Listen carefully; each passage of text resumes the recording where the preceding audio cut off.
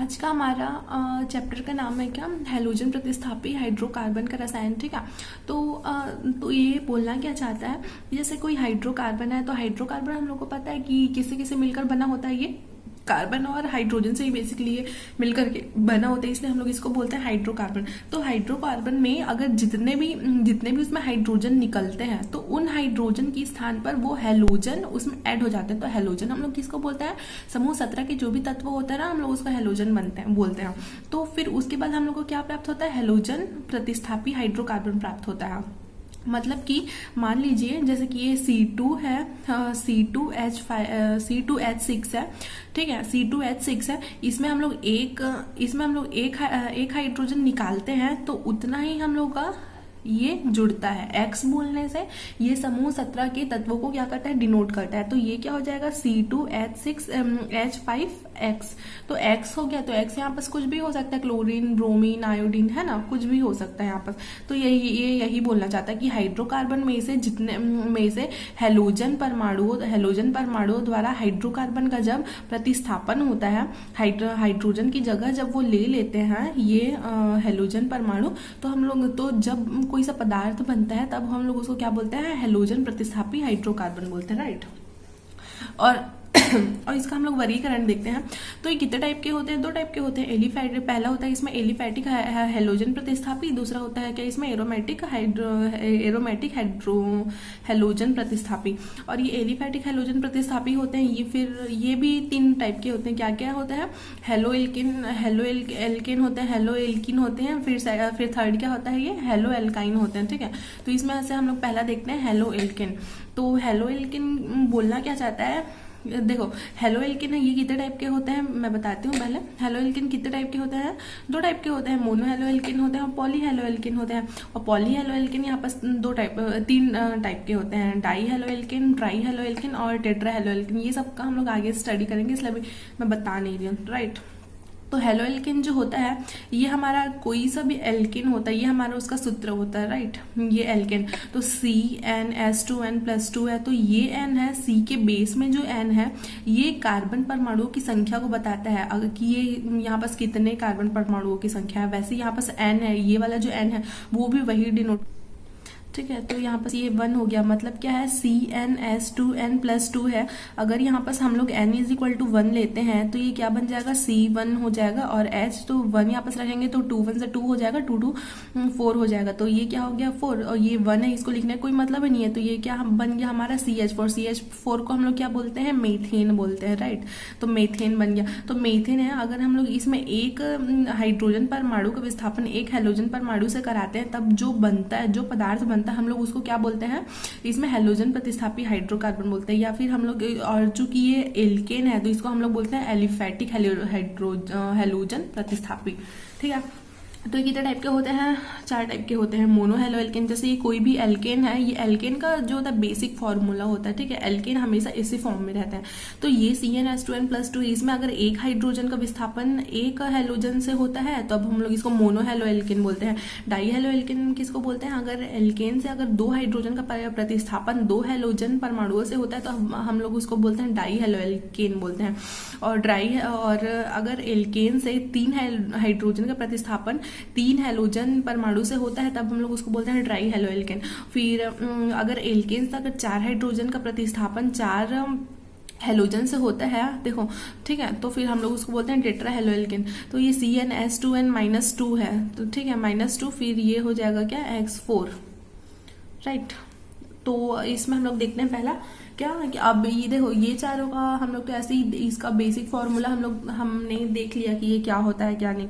तो अब हम लोग आगे उसका एक्सप्लेनेशन पढ़ेंगे कि क्या कैसे बनता है, क्या बनता है, रासायनिक गुण, भौतिक गुण, ये सब पढ़ेंगे। तो ये सब में से जो इम्पोर्टेंट है मेन वो है मोनो हेलो एल्किन है इम्पोर्टेंट ज़्यादा, और ये है टेट्रा हेलो एल्किन ज़्यादा इम्पोर्टेंट। ये सबसे केमिकल रिएक्शंस जो होते हैं वो एग्जाम में बहुत पूछे जाते हैं। तो चलो आगे बढ़ते हैं। तो इसमें पहला क्या बोला है, मोनो हेलो एल्केन, ठीक है। तो मोनो हेलो एल्केन हमने अभी पढ़ा कि कोई भी एल्केन है तो एल्केन से जब एक हाइड्रोजन परमाणु का विस्थापन एक हेलोजन के एक परमाणु से होता है, तब जो पदार्थ हमारा बनता है उसको हम लोग क्या बोलते हैं, मोनो हेलो एल्केन बोलते हैं। और ठीक है, और हम लोग इसको सामान्य भाषा में हम लोग इसको एल्किन हैलाइड भी बोलते हैं। और इसका हम लोग वर्गीकरण देखते हैं। तो इसका वर्गीकरण कितने टाइप का होता है, इसका वर्गीकरण 3 टाइप का होता है। पहला प्राथमिक होता है। तो प्राथमिक में देखते हैं, जब जैसे कि मान लीजिए हमारा कोई सा भी पदार्थ है, ठीक है, कोई सा भी हमारा पदार्थ है, तो फिर हम और ये जो है Cl यहाँ पर क्या है, एक हैलोजन तत्व है। तो ये Cl, ये इसको हम लोग क्रियात्मक समूह, तो ये क्रियात्मक समूह इस हाइड्रोकार्बन से जुड़ा ना, तो ये क्रियात्मक समूह जो भी हाइड्रोकार्बन से जुड़ता है वो उसके लिए क्या हो जाता है, ये प्राथमिक हो जाता है। तो ये ठीक है, तो ये इसके लिए प्राथमिक है। और ये जो कार्बन है एक हाइड्रोकार्बन से जुड़ा है ना, इसलिए ये प्राथमिक है। तो ठीक, तो वो वही बोला, जब हाइड्रोजन परमाणु प्राथमिक कार्बन परमाणु से जुड़ा होता है तो यौगिक को प्राथमिक एल्किल हैलाइड कहते हैं। तो इसलिए इसको क्या बोलते हैं, एल्किल हैलाइड। और इसका जो फॉर्मूला होता है वो ये होता है, मतलब कि ये जो हैलोजन परमाणु है, मतलब इसका जो क्रियात्मक समूह जो भी होगा तो वो समूह 17 के ही तत्व होंगे। ये क्रियात्मक समूह से एक ये हाइड्रोकार्बन ये जुड़ा ही होगा, ये हाइड्रोकार्बन जुड़ा ही होगा। और ये जो हाइड्रोकार्बन है इस क्रियात्मक समूह से जुड़ा है, इस क्रियात्मक समूह से जुड़ा है, और इससे यहाँ क्या जुड़ेगा, एक एल्केन जुड़ेगा, ठीक। और तो फिर ये वाला जो हाइड्रोकार्बन होगा इसको हम लोग क्या बोलते हैं, प्राइमरी या फिर प्राथमिक कार्बन। तो वही बोला है प्राथमिक एल्किल हैलाइड। तो इस टाइप के हाइड्रोकार्बन को हम लोग बोलते हैं प्राथमिक एल्किल हैलाइड। उसके बाद फिर हम लोग सेकंड देखते हैं कि दूसरा क्या आता है हम लोग का, द्वितीयक एल्किल हैलाइड। तो उसी टाइप से ये जो हमारा एल्किन है इस क्रियात्मक समूह से जुड़ा, और इससे फिर अगर द्वितीयक एल्किल हैलाइड है मतलब इससे 2 एल्किन ग्रुप जुड़ेंगे, तो ये फिर हमारा क्या कहला गया, सेकेंडरी एल्किल हैलाइड कहला गया हमारा, ठीक है। और ये आर है, तो आर का मतलब क्या होता है, यहाँ एल्किन हम लोग जो भी लेना चाहे ले सकते हैं। और फिर उसके बाद है तृतीयक एल्किल हैलाइड। तो फिर इस कार्बन से, इस हाइड्रोकार्बन से हम लोग 3 एल्केन ग्रुप जोड़े, 3 एल्केन जोड़ देते हैं, तो फिर वो हमारा हो जाता है तृतीयक एल्किल हैलाइड। और यहाँ पर हमारे क्रियात्मक समूह के रूप में तो जुड़ा ही रहता है हेलो ग्रुप। फिर उसके बाद फिर हम लोग देखते हैं नामकरण। तो इसका नामकरण कैसे होता है, CH3Cl है, तो हम लोग इसको बोल देते हैं, ये CH3 है, इसको हम लोग तो मेथिल बोल देते हैं, तो मेथिल क्लोराइड है। उसी टाइप से C2H5 है, तो इसको हम लोग तो पहला होता है मेथिल होता है, फिर सेकंड क्या होता है हमारा एथिल, तो ये हो गया हमारा एथिल, और ये हो जाएगा ब्रोमाइड। तो वही है।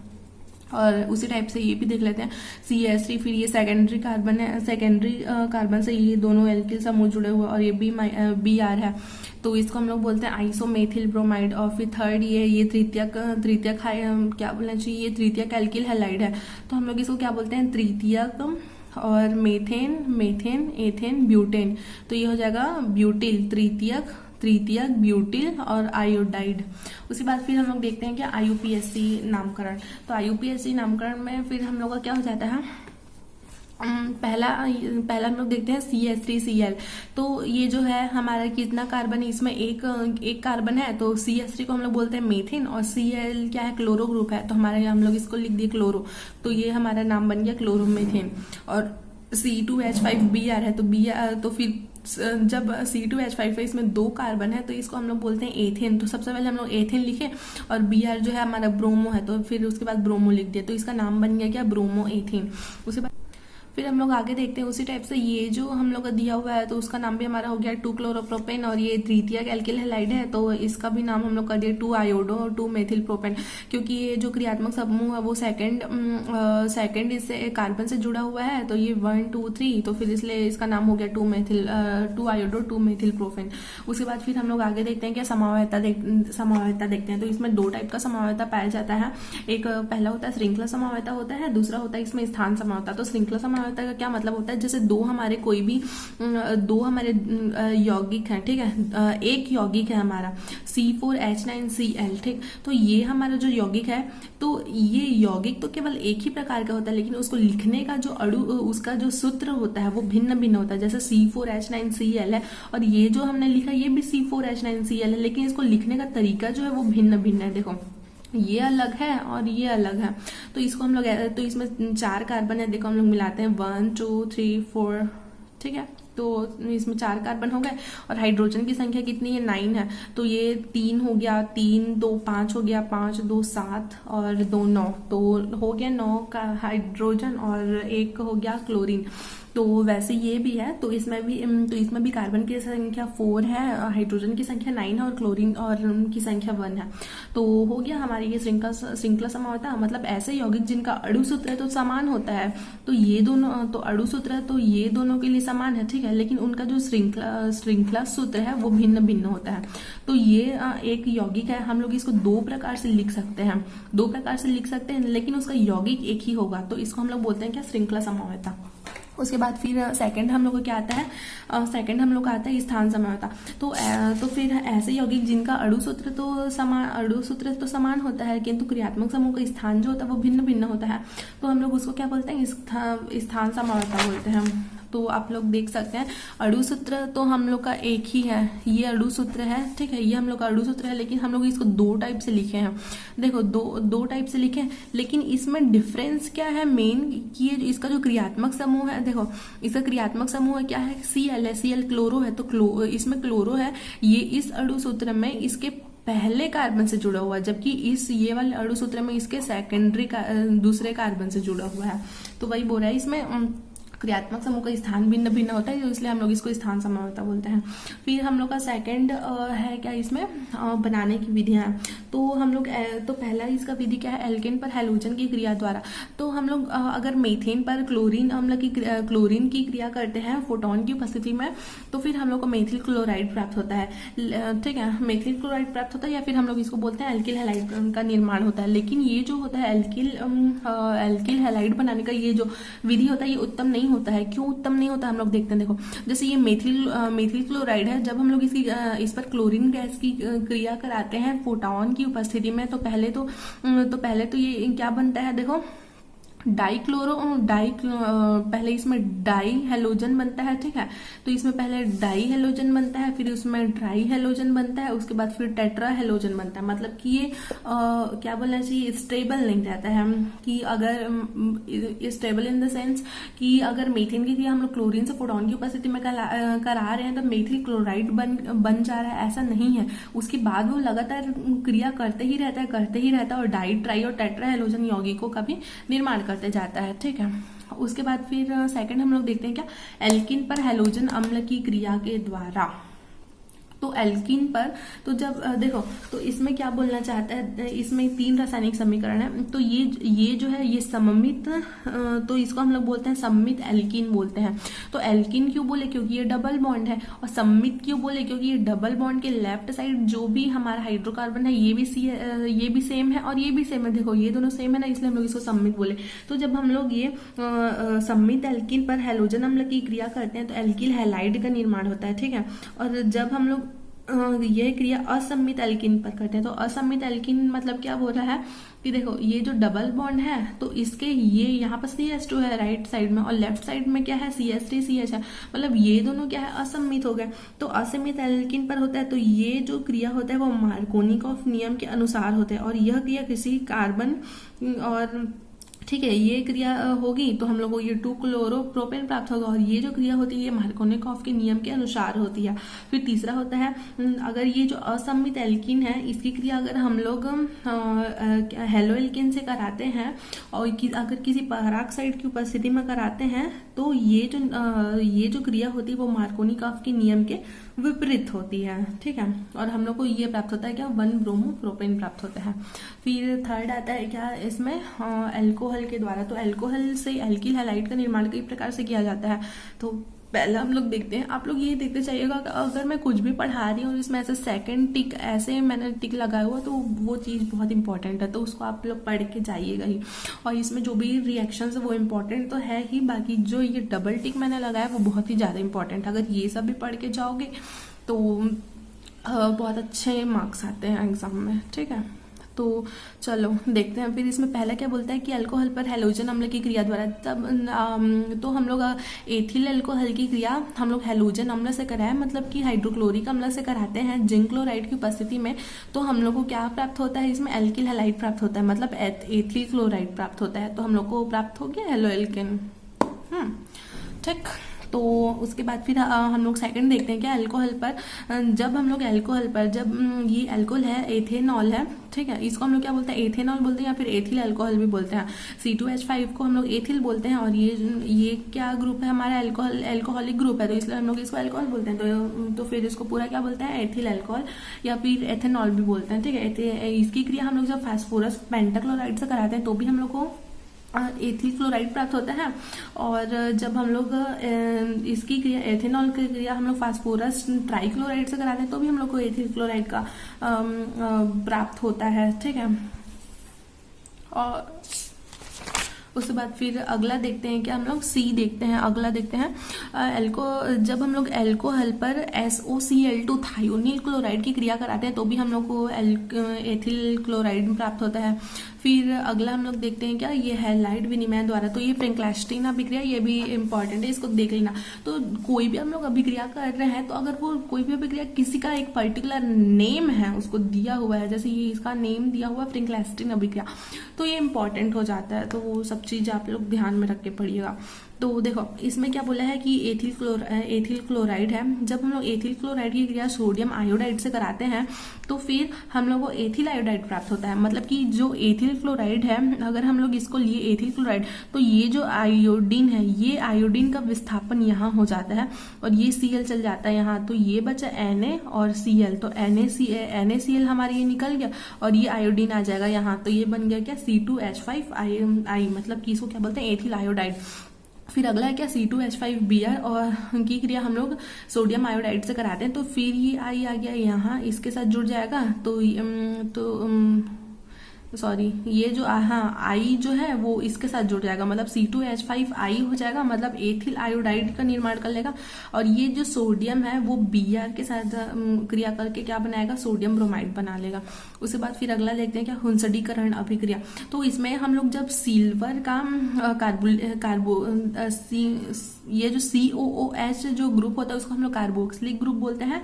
तो फिर कार्बोक्सिलिक अम्ल के जो ये सिल्वर, इसको हम लोग क्या बोलते हैं, CH3COAG, AG जो होता है वो सिल्वर होता है। तो जब कार्बोक्सिलिक अम्ल के हम लोग सिल्वर लवण की क्रिया जब हम लोग ब्रोमीन के साथ कराते हैं कार्बन टेट्राक्लोराइड की उपस्थिति में, तो हम लोग उसको गर्म करते हैं, तो फिर हम लोग को क्या प्राप्त होता है, ये मेथिल ब्रोमाइड प्राप्त होता है। तो ये जो अभिक्रिया इसको हम लोग बोलते हैं हुंसडीकरण अभिक्रिया, ठीक है। तो हम लोग देखते हैं कैसे हुआ ये। तो ये Ag है, AgBr ये निकल गया इधर से, और ये CO2 निकल गया, AgBr निकल गया और ये CO2 निकल गया, और एक Br है वो यहाँ आ गया, तो CH3Br ये हो गया। तो फिर अगला हम लोग देखते हैं क्या, इसका रासायनिक गुण देखते हैं। तो रासायनिक गुण में पहला अपचयन है। तो अपचयन मतलब क्या होता है कि कोई भी रासायनिक अभिक्रिया अगर अपचयन करो बोलता है, अपचयन हो रहा है मतलब कि हाइड्रोजन जुड़ता है। अगर बोलता है ऑक्सीकरण हो रहा है तो हाइड्रोजन इधर से निकल जाता है, उसके उत्पाद से निकल जाता है, ठीक। तो फिर देखते हैं हम लोग एथिल क्लोराइड की क्रिया, फिर हम लोग हाइड्रोजन से कराते हैं निकेल की उपस्थिति में, तो हम लोग को एथेन प्राप्त होता है। फिर सेकंड देखते हैं जलीय KOH से क्रिया। तो फिर एथिल क्लोराइड की क्रिया हम लोग पोटेशियम हाइड्रोक्साइड से कराते हैं जलीय अवस्था में। AQ का मतलब क्या होता है, यहाँ पर जलीय होता है। AQ का मतलब होता है एक्वस, एक्वस का मतलब होता है जलीय, तो उससे कराते हैं तो हम लोग का एथेनॉल प्राप्त होता है। तो यहाँ पर अभिक्रिया कैसे हुआ, ये जो K है KCl इधर से निकल गया, C2H5, फिर ये OH बचा तो इससे जुड़ गया, तो ये हो गया एथेनॉल। फिर अगला हम लोग देख रहे हैं क्या, एल्कोहलिक KOH से क्रिया। तो हम लोग एथिल क्लोराइड की क्रिया जब हम लोग एल्कोहलिक पोटेशियम हाइड्रोक्साइड से कराते हैं तो हम लोग को एथीन का निर्माण होता है। और ये जो K, देखो इसका रासायनिक अभिक्रिया कैसे हुआ, ये जो K है KCl निकल गया, तो उसके बाद KCl निकल गया, ठीक है।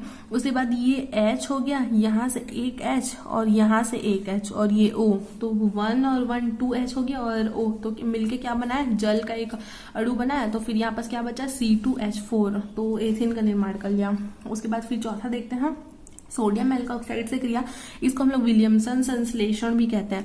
तो इसमें जब हम लोग एथिल क्लोराइड की क्रिया सोडियम एथॉक्साइड की उपस्थिति में कराते हैं तो डाई एथिल ईथर का निर्माण होता है।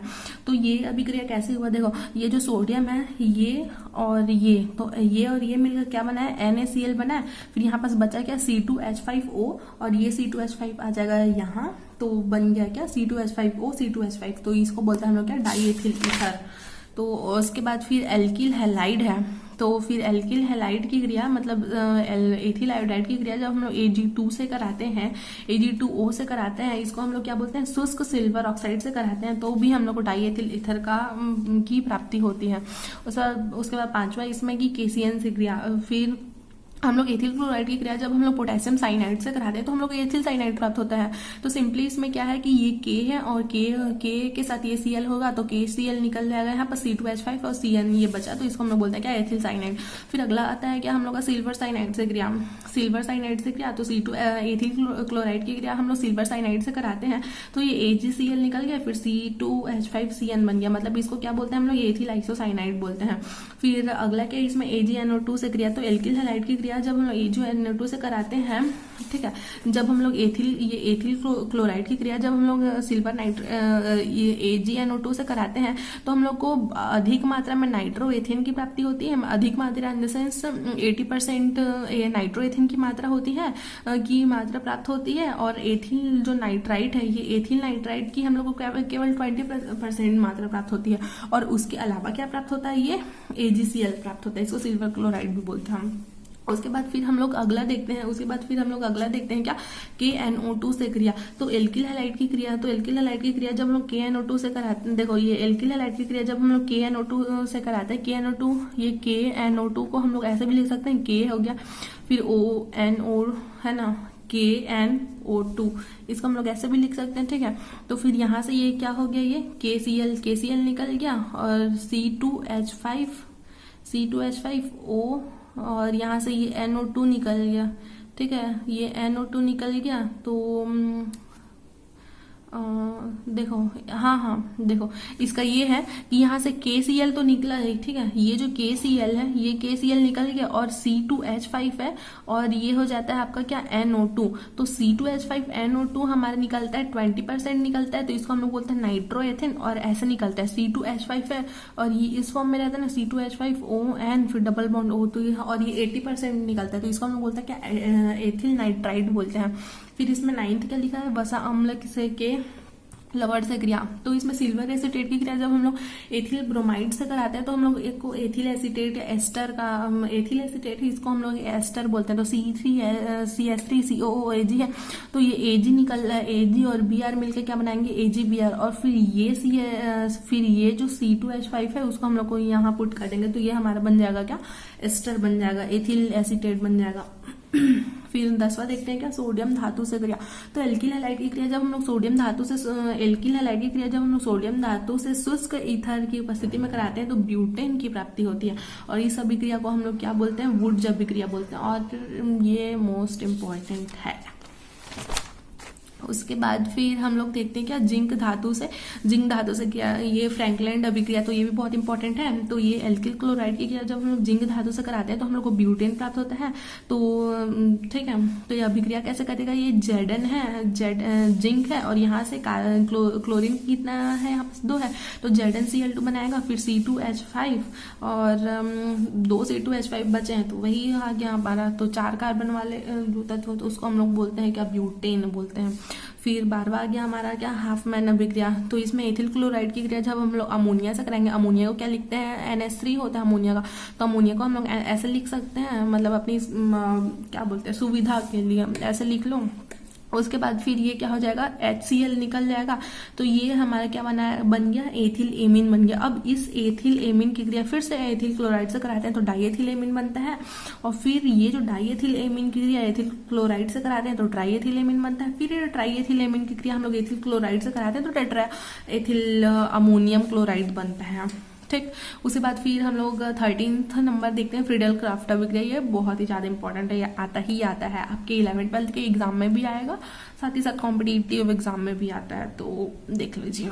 तो ये बेंजीन की क्रिया जब हम मेथिल क्लोराइड से निर्जल एल्यूमिनियम क्लोराइड की उपस्थिति में कराते हैं तो हम लोग मेथिल बेंजीन की प्राप्ति होती है, इसको हम लोग टालुइन भी बोलते हैं। देखो ये जो पॉइंट मिला है ना, यहाँ पर सब H है, यहाँ पर हाइड्रोजन है, तो ये हाइड्रोजन निकला है यहाँ से, और ये Cl है, तो ये दोनों मिलकर क्या बना है, HCl बना, और ये CH3 जुड़ गया यहाँ पास, तो यहाँ पास जुड़ा, तो इसको हम लोग क्या बोलते हैं, मेथिल बेंजीन बोलते हैं, तो इसको हम लोग बोलते हैं टालुइन भी बोलते हैं।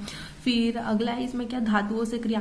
तो जब एल्किल हैलाइड की क्रिया हम लोग जब मैग्नीशियम से ईथर की उपस्थिति में कराते हैं तो मेथिल मैग्नीशियम ब्रोमाइड भी प्राप्त होता है। इसको हम लोग बोलते हैं ग्रिग्नार्ड अभिकर्मक भी बोलते हैं। और जब हम लोग एथिल क्लोराइड की क्रिया जब हम लोग NaPb से कराते हैं इसको, ठीक है, तो NaPb से कराते हैं तो हम लोग का इसको हम लोग NaPb को क्या बोलते हैं हम लोग, लेड का सोडियम, ये लेड है, ठीक है, Pb मतलब लेड होता है और Na मतलब सोडियम होता है। तो हम लोग इसको ये ऐसा है ना 4NaPb ये है, ये सोडियम मिश्र धातु से कराते हैं तो टेट्रा एथिल लेड का निर्माण होता है, ठीक है। इसको हम लोग TeL भी बोलते हैं। और ये जो होता है ना अपस्फोटन रोधी पदार्थ है। अपस्फोटन रोधी पदार्थ का मतलब क्या होता है कि पेट्रोल जो होता है वो विस्फोटक पदार्थ होता है, तो ठीक है, तो उससे विस्फोटन होने का डर लगा ही रहता है, तो उसमें हम लोग ये TeL मिला दिए जाते हैं। उसके बाद फिर हम लोग पेट्रोल का यूज करते हैं। फिर अगला क्या आता है, हैलोजनीकरण। तो हैलोजनीकरण का मतलब क्या होता है, कोई भी हम लोग एथिल क्लोराइड लिए, ठीक है, उसके बाद फिर हम लोग उसमें किसी हैलोजन का हम लोग क्रिया करा देते हैं। तो देखते हैं हम लोग Cl का क्रिया करा तो फिर हम लोग को क्या मिलता है, देखो ये क्या मिला, C2H4Cl2 मिला। फिर से क्लोरीन का करा है तो फिर HCl निकल जाता है, तो फिर से हम लोग को यही सब मिलता है। तो आखिरी में हम लोग को क्या मिलता है, इसमें C2Cl6 मिलता है। तो इसको हम लोग बोलते हैं हेक्साक्लोरोएथेन बोलते हैं। क्यों बोलते हैं, क्योंकि इसमें क्लोरीन की संख्या 6 है और कार्बन की संख्या 2, इसलिए हम लोग एथेन बोले। और यही कृत्रिम कपूर के नाम से भी जाना जाता है, ठीक है। उसके बाद फिर अगला आता है क्या, ये डाई हेलोएल्केन। तो ये उतना इंपॉर्टेंट नहीं है, आप लोग इसको पढ़ सकते हो। डाई हेलोएल्केन का मतलब क्या होता है, कोई भी एल्केन होता है इसमें जब दो हाइड्रोजन का विस्थापन 2 हैलोजन के द्वारा होता है, तो 2 हैलोजन परमाणुओं के द्वारा होता है, तो जो यौगिक बनता है ना उसको हम लोग डाई हेलोएल्केन बोलते हैं। तो इसको आप लोग एक बार पढ़ लीजिएगा, अगर कुछ भी डाउट आता है तो पूछना। ये है जो इम्पोर्टेंट रिएक्शन है वो मैं बता देती हूँ आप लोग को। ये बहुत इजी है, बहुत ज्यादा, बस देखने की, ठीक है।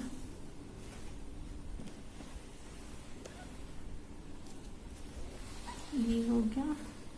और ये फिर अगला है, देखो इसमें क्या है, ट्राई हेलोएल्केन है। तो ट्राई हेलोएल्केन है तो इसको हम लोग क्या बोलते हैं, क्लोरोफॉर्म। तो ट्राई हेलोएल्केन को हम लोग क्लोरोफॉर्म भी बोलते हैं। तो जब ये जो हमारा एल्केन है, तो एल्केन से हम लोग जब 3 हाइड्रोजन का विस्थापन 3 हैलोजन परमाणुओं से करते हैं, तो जो हम लोग को यौगिक प्राप्त होता है ना उसको हम लोग क्या बोलते हैं, ट्राई हेलोएल्केन बोलते हैं, ठीक है, ट्राई हेलोएल्केन बोलते हैं। और क्लोरोफॉर्म का जो फॉर्मूला क्या होता है, CHCl3 होता है क्लोरोफॉर्म का फॉर्मूला। और इसको हम लोग क्या बोलते हैं, ट्राईक्लोरोमेथेन बोलते हैं। तो इसको बनाने की विधि, तो इसको बनाने की हम लोग सबसे पहले क्या देखते हैं, प्रयोगशाला विधि देखते हैं। तो एथिल अल्कोहल द्वारा है। तो सबसे पहला होता है इसको प्रयोगशाला विधि। इसका 2 टाइप का होता है। पहला होता है इसमें एथिल अल्कोहल द्वारा होता है, और सेकंड होता है इसमें क्या एसीटोन द्वारा होता है। तो एथिल अल्कोहल द्वारा हम लोग देखते हैं तो विरंजक चूर्ण या ब्लीचिंग पाउडर CaOCl2 की क्रिया जब हम लोग जल से कराते हैं तो कैल्शियम हाइड्रोक्साइड की प्राप्ति होती है, ठीक है।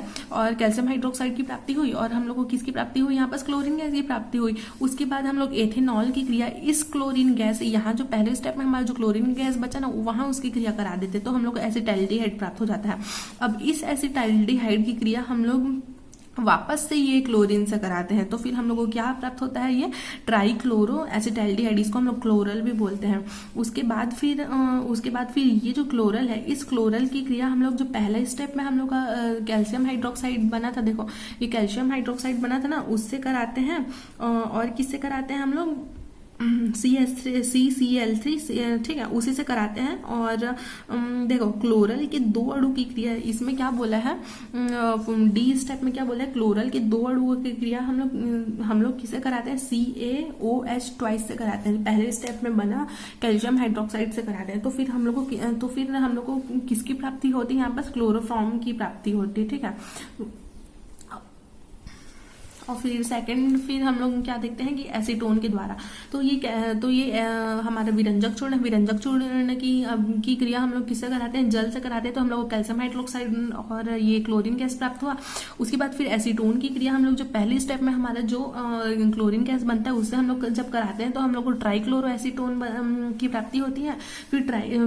ये जो ट्राइक्लोरो एसीटोन है इसकी क्रिया हम लोग किससे कराते हैं, ये कैल्शियम हाइड्रोक्साइड से कराते हैं।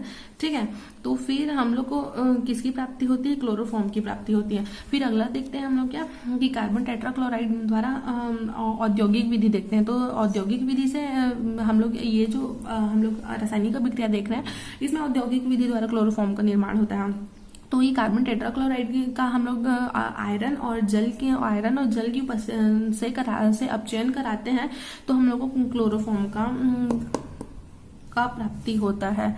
फिर हम लोग देखते हैं क्या एक और अगला होता है मेथेन के क्लोरोनीकरण द्वारा। तो मेथेन की क्रिया, ये जो मेथेन है, मेथेन की क्रिया हम लोग क्लोरीन से कराते हैं तो भी हम लोग को 1 2 3 4 फोर्थ स्टेप में हम लोग को थर्ड स्टेप में हम लोगों को किसकी प्राप्ति हो जाती है, क्लोरोफॉर्म की प्राप्ति हो जाती है। फिर फोर्थ स्टेप में हम लोगों को ये कार्बन टेट्राक्लोराइड की प्राप्ति होती है।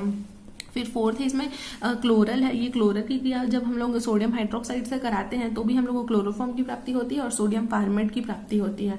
ठीक है, तो यही बोला है। और ये विद्युत अपघटनी विधि है। तो विद्युत अपघटनी विधि इसमें क्या बोलता है कि कोई भी जलीय अल्कोहल है तो मतलब जो अल्कोहल है उसमें थोड़ी मात्रा में जल भी मिला हुआ है और उसमें तो फिर उसमें हम लोग 20% क्या मिला देंगे, NaCl का हम लोग विलयन मिला देंगे। ठीक है, तो फिर उसका जब हम लोग अपघटन कराएंगे तो हम लोग को किसकी प्राप्ति होती है, क्लोरोफॉर्म की प्राप्ति होती है। तो ये NaCl है। NaCl किसमें टूटा, हमारा Na++Cl- में टूटा। तो कैथोड पर किसकी क्रिया होगी, ये सोडियम प्लस की क्रिया होगी। तो सोडियम प्लस एक इलेक्ट्रॉन ग्रहण करके सोडियम बनाता है, सोडियम ठोस धातु बनाता है। फिर जो सोडियम है, सोडियम पर जल की क्रिया होगी तो ये सोडियम हाइड्रोक्साइड बनाता है। उसके बाद एनोड है। तो क्लोरीन हमेशा एक परमाणविक तो होता नहीं, वो हमेशा द्विपरमाणविक होता है। तो क्लोरीन के 2 परमाणु मिलकर क्या बनाते हैं, एक क्लोरीन का अणु बनाते हैं। फिर ये एथेनॉल की क्रिया हम लोग क्लोरीन गैस से कराते हैं तो हम लोग को एसिटाइल्डिहाइड प्राप्त होता है। उसके बाद फिर इस एसिटाइल्डिहाइड की क्रिया हम लोग फिर से वापस से हम लोग क्लोरीन गैस से कराते हैं तो हम लोग को क्लोरल की प्राप्ति होती है। और फिर इस क्लोरल की क्रिया हम लोग सोडियम हाइड्रोक्साइड से कराते हैं तो हम लोग को क्लोरोफॉर्म प्राप्त होता है और हम लोग को सोडियम फार्मेट प्राप्त होता है। तो हम लोग को चाहिए क्या, क्लोरोफॉर्म। तो इस तरीके से क्लोरोफॉर्म प्राप्त होता है। और ये जो रासायनिक गुण है ये हम लोग अगले वीडियो में देखेंगे।